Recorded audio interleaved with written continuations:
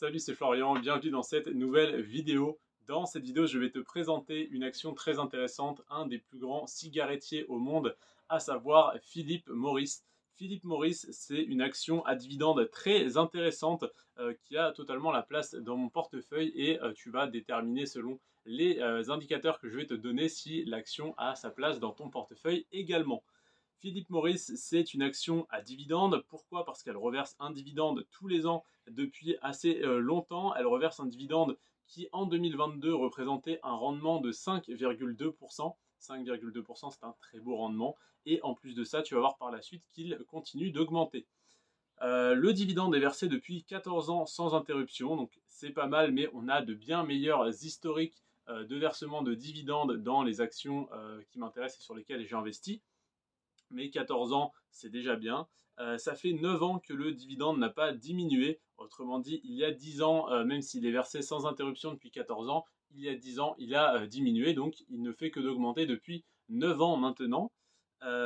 Et sur les 10 dernières années, il a augmenté en moyenne de 7% par an. Alors oui, il a diminué il y a 10 ans, donc forcément, il est obligé de réaugmenter désormais. En tout cas, c'est la moindre des choses.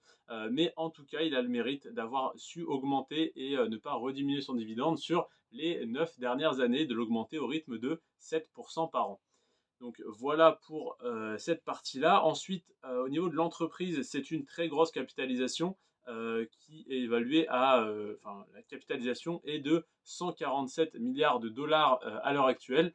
Donc c'est-à-dire le nombre d'actions en circulation fois le prix d'une action équivaut à 147 milliards de dollars ou d'euros, c'est à peu près pareil. Donc 147 milliards de dollars en tout cas sur le site. Donc voilà. Au niveau du cours de l'action, le cours de l'action est en claire stagnation, hein, on est à plus 5% sur 10 ans, donc on est clairement en stagnation.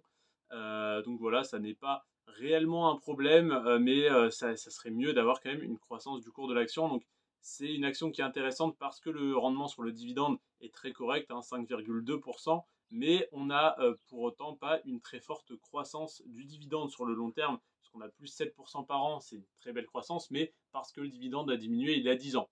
Donc je suis un petit peu mitigé là-dessus, mais ça reste une action très solide qui a sa place dans mon portefeuille. Pourquoi? Parce que eh bien, je ne fume pas, mais je veux profiter de la cigarette comme tout le monde. Alors je vais en profiter différemment. Je vais en profiter en recevant 5,2% de rendement sur mon portefeuille chaque année, en espérant que le dividende ne soit pas coupé et ne diminue pas et ne cesse d'augmenter.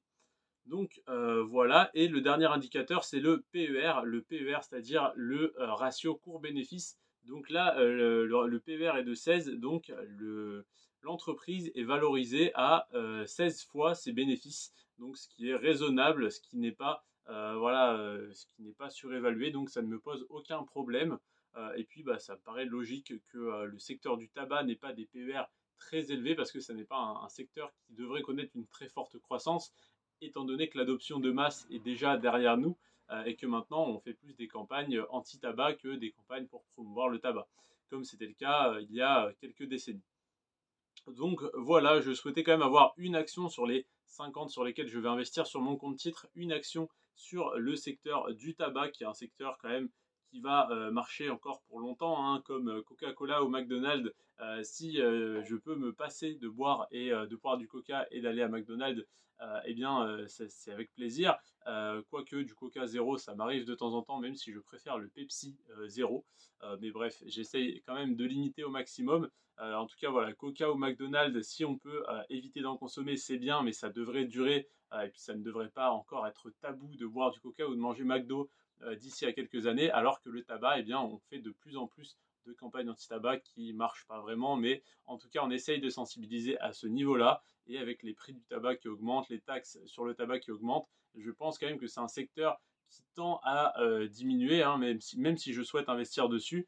C'est qu'une action parmi les 50 sur lesquelles j'investis parce que je souhaite rester exposé à ce secteur qui voilà, est quand même très rentable. Donc voilà pour l'action Philip Morris. N'hésite pas à me donner ton avis en commentaire, hein, ça m'intéresse comme pour toutes les autres actions d'avoir différents points de vue et ça peut me faire réfléchir différemment. Donc n'hésite pas à me donner ton avis ou à me poser tes questions si tu as simplement des questions, que ce soit sur cette action ou plus globalement sur la bourse, sur l'investissement, voilà, sur les différents supports, le compte titre, le PEA, etc. Je te répondrai avec plaisir, soit en commentaire, soit tu peux venir me parler directement par message privé sur Instagram. Mon Instagram est en description. Je te remercie en tout cas d'être resté jusqu'à la fin de cette vidéo. Sur ce, prends soin de toi et de tes finances et à demain. Ciao.